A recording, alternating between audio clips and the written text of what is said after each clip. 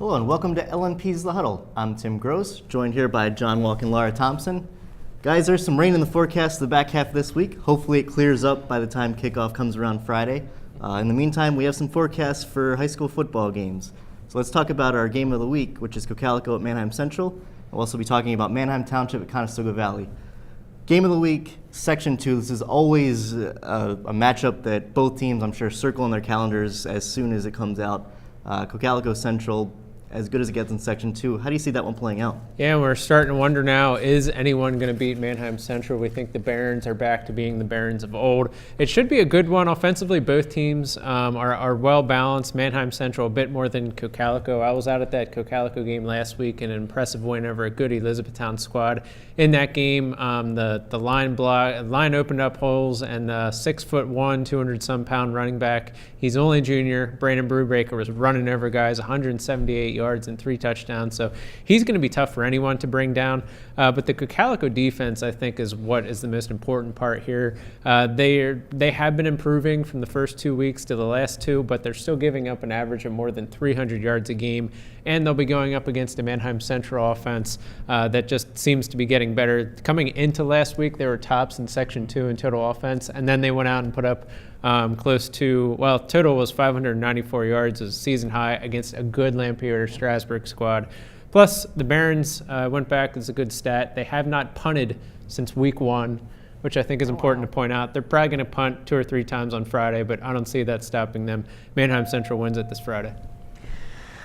Sir, what can you say about Central? Other than the fact that their Thanksgiving plans are probably going to involve football this year.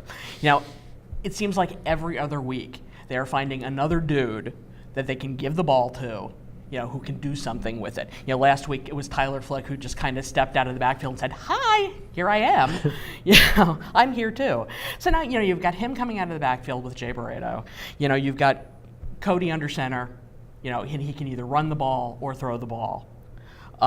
You've got a cast of seemingly thousands who can step up and catch him. It's like an old Busby Berkeley musical. There's lines of dancers coming in to buck and will their way into the end zone. Plus you've got this offensive line that, for a good all-purpose word, they're stacked. And we haven't even begun to talk about the defense. Meanwhile, there's Cocalico. Coming off of a good win for them last week. They showcased a lot of versatility. You mentioned Brandon Brubaker, 3 touchdowns, 178 yards. He looked great out of the backfield.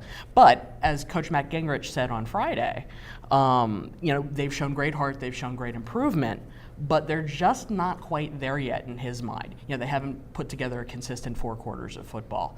And I think it would take a perfect trip for them to beat Central. So yeah, I'm taking Central here. I agree with you guys. I think Cocalico at 2-2 is actually going to be a really tough out moving forward into Section 2 and maybe the playoffs if they make it. But, I think right now where the 2 teams are at, I think Manheim Central has so much firepower. The interesting thing is going to be up front, and Cocalico has a pretty experienced line. So to see if they might be able to challenge Central and maybe hold them a little bit, like you said, get them to punt a couple times. We'll see what happens. But, I think Manheim Central is just clicking on all cylinders right now. Everyone thought Lampeter-Strasburg is going to be the toughest team they'll face in the early first 4 games of the season, and they answered that challenge pretty sufficiently. So I think they're up to the challenge again. The Barons win on Friday.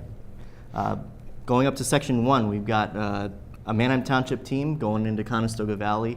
Township's 2-2, CV's 3-1. They're both coming off pretty big wins. CV beat McCaskey 43-21 last week. Township all over Hempfield 33-3.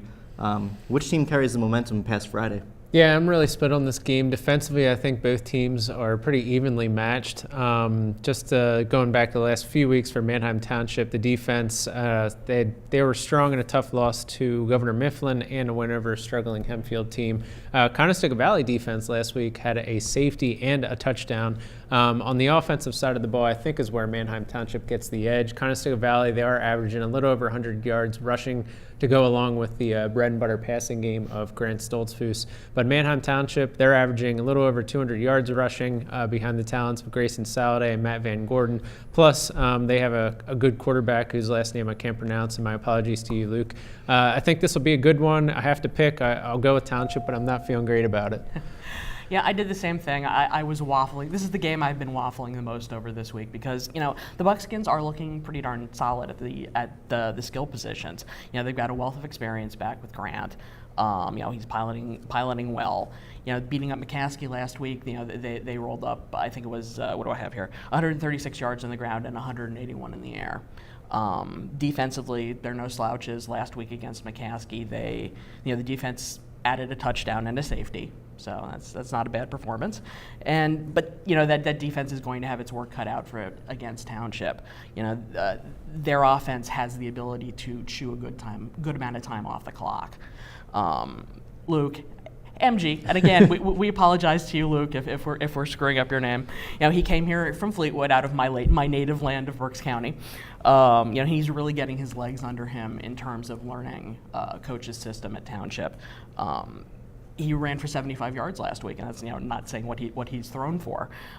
He's got Saladay and Van Gordon, and all told, I think the streak's nearly hung 440 yards of total offense on Hempfield. So again, although I waffled a fair bit on this pick, I am coming down on the side of Township as well. Yeah, it's an interesting dynamic with the two quarterbacks. I mean, Grant Stoltzfus has been a 4-year starter, and he's really gotten to know those guys pretty well, so he's really experienced there. Luke MG, of course, his first year at Township. I think that offense is just going to keep getting better and better as he gets more comfortable. So I think, with that combination, I think it's going to make it really hard on the Conestoga Valley defense. So I'm going to take Manheim Township as well. So those are our picks. Be sure to check out LancasterOnline.com Friday night for all the coverage. And be sure to let us know how we're doing on social media. So thanks for tuning in.